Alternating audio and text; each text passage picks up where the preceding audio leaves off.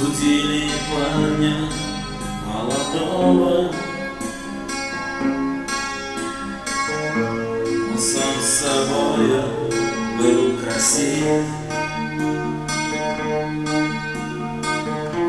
но сделал в жизни много злого. У судей слова он просил,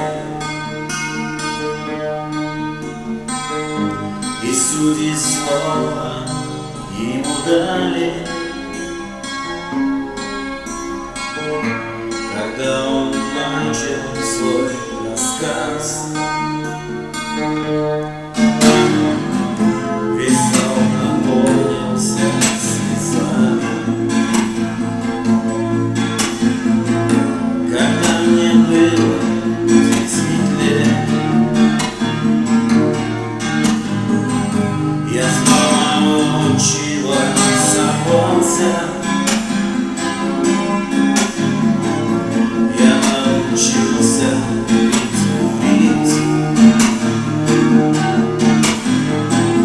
и со шпаной плавно связался. Когда мне стало 20 лет, я был в кругу друзей любимых. Я был красив и сильней. Я научился красиво. Однажды мы пришли в село, где люди тихо, мирно спали. Мы убивали всех подряд, и даже свет не зажигали. Я вновь и вновь махал ножом, и вдруг услышал свое имя. Я спички взял, огонь зажег. О Боже, что я там видел! У тела мертвого отца